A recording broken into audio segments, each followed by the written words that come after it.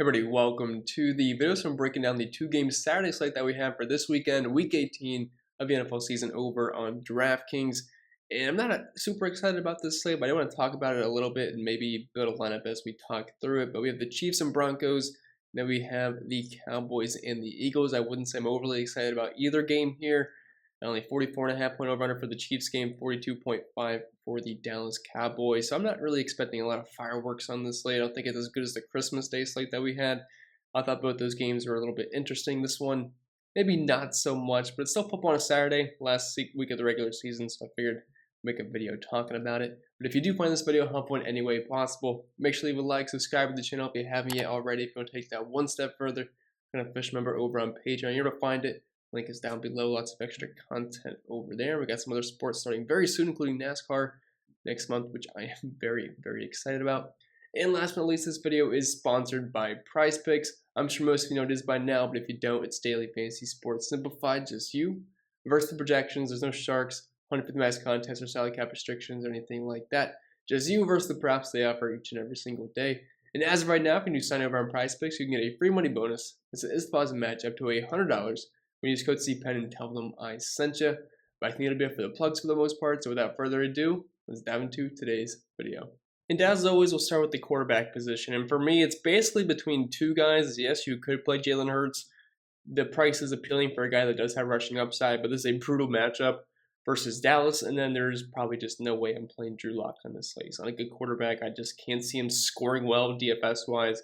I know he's dirt cheap, but for me, it's really between Patrick Mahomes and Dak Prescott. And building around some dummy lineups, running the optimizer, it's not that hard to fit one of these two guys in. And those are the only two quarterbacks that are actually getting brought up into lineup. So for me, it's between those two. So we'll call it a two-quarterback slate for me.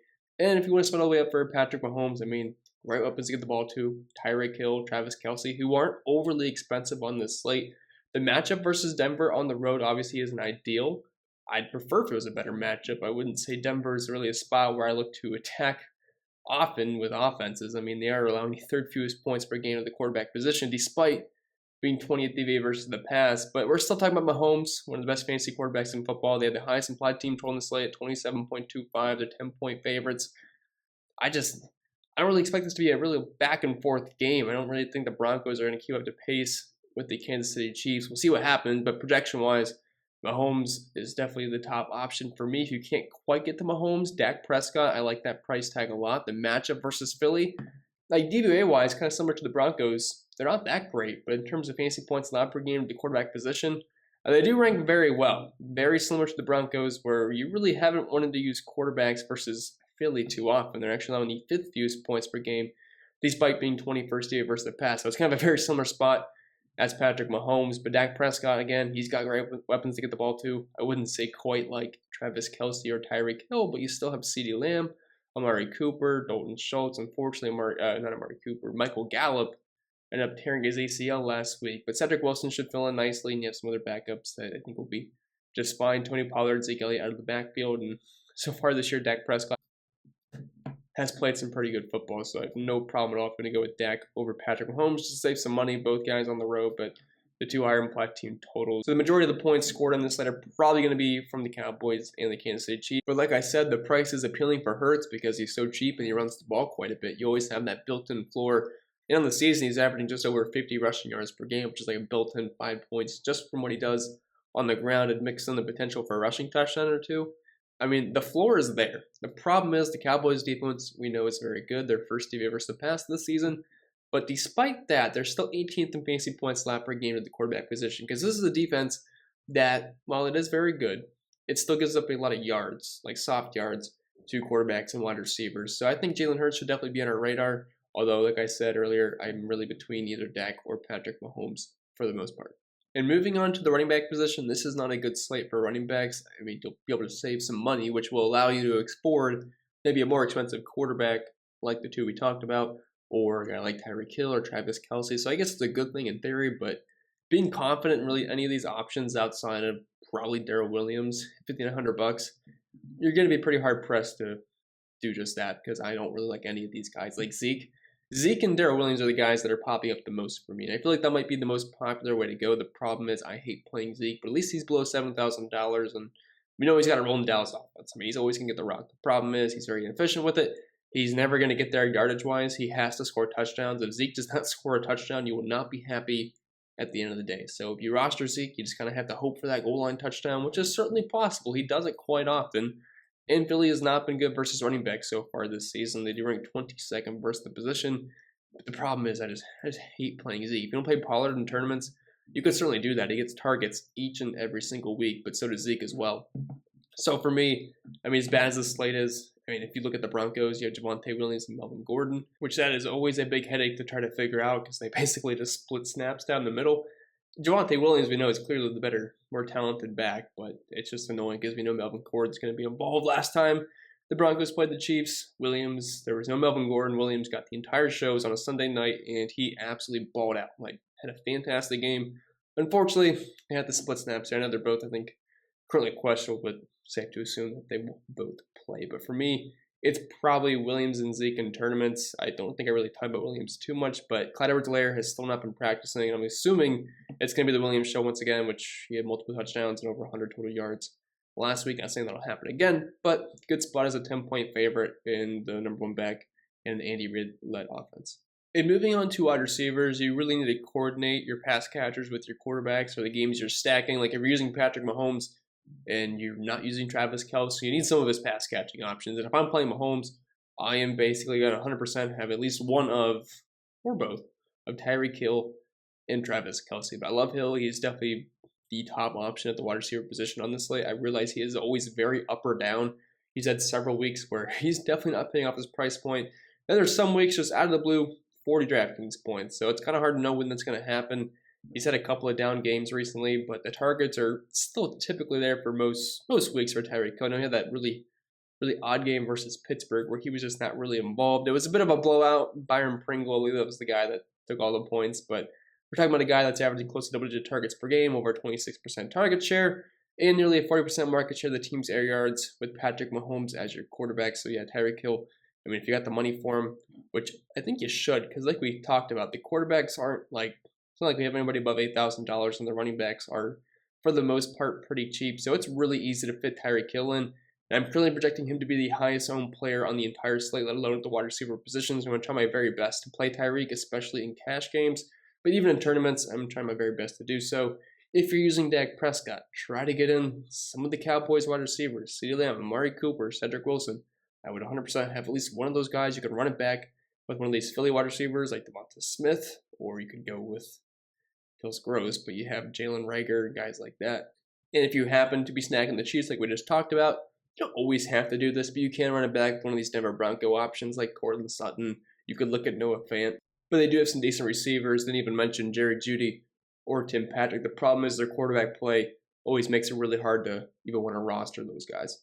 And moving on to tight ends, a lot's going to depend on what happens with Dallas Goedert as he is currently on the COVID list. If he happens to be out, we are left with a $2,500 Tyree Jackson, who could end up being the tight end one for the Philadelphia Eagles, and that would present us some value because we know the Eagles will use their tight end, but it's going to be a wait-and-see kind of thing. Dallas Goedert can end up playing on Saturday. Just depends, I guess, how he's feeling, so we'll see what happens. As of right now, it's Thursday. I have no idea, but if he happens to be out, just know Tyree Jackson, assuming the other, I believe his name's Stoll for the Eagles, is out as well. Tyree Jackson will have a decent role on that offense, more than likely, but outside of that, we have Travis Kelce, Dalton Schultz, Noah Fant, who is currently questionable. I'm assuming he's going to play. If he doesn't play, Albert O is a pretty good value at $2,900. But for me, the big two here is basically just Travis Kelce and Dalton Schultz. And I would say it kind of depends on what quarterback you're rocking, because I would like to pair my quarterback with my tight end if possible. It's not something you have to do.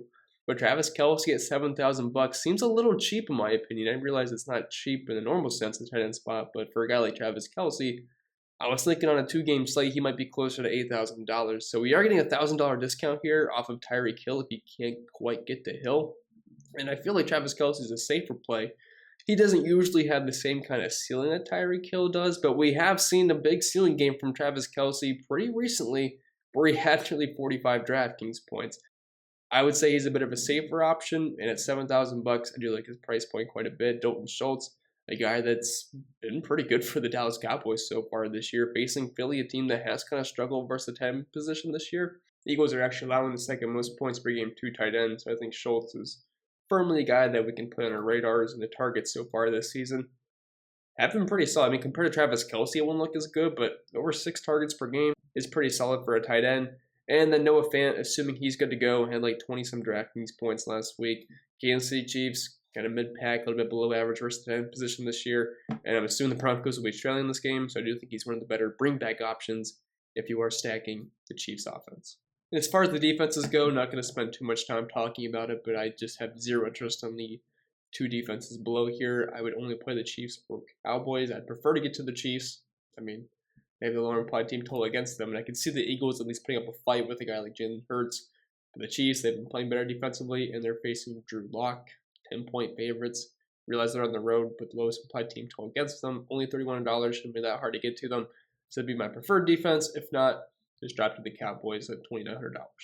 All right, so moving on to our lineup, and don't copy and paste this, and I'm not sure if this is going to look good or not. I'm just trying to see what fits after everything we talked about. So starting with the quarterback spot, for this lineup, like I said, I really only like 2 quarterbacks. I like a little bit of Jalen Hurts just because of the rushing upside at that cheap price point, but I'm going to go with one of these 2. I'm going to actually go the Dak Prescott route for this one. And I said I like Cedric Wilson a lot. I just think he's a little bit too cheap for a guy that should see a handful of targets in this game. So we'll go with Cedric Wilson. Obviously, if you want to play CeeDee Lamb or Amari Cooper, by all means go for it. There's a little bit pricier. And the Eagles have not been that bad versus wide receivers this year. So I'm just going to take the cheapest one. Like I said, I love Travis Kelce, but I'm going to go with Dalton Schultz here just to pair him up with Dak Prescott. So if we go this route, $5,600 left after we plug those 3 in. Yes, we could find a run back option for the Eagles if we want. Heading over to running backs just to plug those 2 in. Like I said, I don't really like any of the running backs this week, or I should say on the Saturday slate. Williams is the one that I'm the most confident in. After that, you're kind of playing a guessing game on all of these guys. I'm assuming Tony Pollard plays. You could look his route. I mean, he'll probably get similar opportunity as Zeke. Zeke's obviously the safer bet for touches, especially on the goal line, but Tony Pollard will have involvement in the passing game. Like every single week, he's using the passing game, and fantasy point-wise, hasn't been terrible. It's just Zeke's always going to be the threat for the goal line touchdown. I just hate playing Zeke because the guy is just not very good anymore. I mean, like the carries haven't even been elite. It's not like he's getting amazing usage. He does get some targets, but 13, 12, 16, and 9 carries. That's nothing that really gets you too excited. So I'm not like saying Zeke's a must play or anything. I might leave that till the end to see what kind of running back fits. Because outside of Williams, I don't really like any of those options. And since I can't, well, I guess I could play Travis Kelce in the flex spot, but I'm just going to try to jam in Tyreek Hill. I know he's been a bit up or down this year, but I do have the money to spend up for him. So we're left with just under $5,000 left. I'm going to try to plug in the Chiefs defense. They're my favorite defense in the slate. And if I'm stacking the Cowboys, I'd like the game to be hopefully back and forth, so I wouldn't really want the Cowboys defense to do that well. And once we plug in the Chiefs defense, just over $5,500 left. We have a running back 2, wide receiver 3, and a flex spot left. So if we happen to just plug in, let's say you want to go the Javonte Williams route, or if you want to go like a Tony Pollard. One of these 2 I think are interesting tournament plays because Zeke will be pretty chalky just because of the lack of options that we have. So if you went the Pollard route, who should be more involved in the passing game, so I guess that's fine, but Dak, left with $5,350 left. Wide receiver 3, we could end up going cheap. If you want the run back option, Jalen Reagor is absolutely free on this slate. Like he's only $3,000. It doesn't feel great. Only had 1 target last week, but he'll probably get close to a handful of targets, which at $3,000, I think you could do a lot worse. Then you're left with $7,700 left. If you want to play Travis Kelce, he's the most expensive option you have. You could move up from Jalen Reagor a little bit, or if you wanted to go up to Zeke Elliott, that's fine too. I don't think it's a bad looking lineup really. You have Dak paired with Cedric Wilson, Dalton Schultz, ran back with Jalen Reagor. He's a pure punt option, but just open up some value on this slate. At running back, you have Darrell Williams and Ezekiel Elliott. And then you have Travis Kelce as your flex in the Chiefs defense, and you also have Tyreek Hill mixed in there as well. So you get the 2 Chiefs studs. That's not a bad looking lineup. Am I super confident in that? No, but it's interesting to see what fits after we talked about everything. But with that being said, I think that'll be it for the video. So I hope it was helpful, and if it was, make sure you leave a like, subscribe to the channel if you haven't yet already. Make sure you check out the Patreon if you want lots of extra content over there. And don't forget this video was sponsored by Prize Picks, and if you're a new signee over there, you can get a free money bonus up to $100 when you use code CPEN and tell them I sent you. But I think that'll be it. I will stop rambling, and I wish you guys all the best of luck, and I'll see you on Friday for the final picks video for the Week 18 main slate.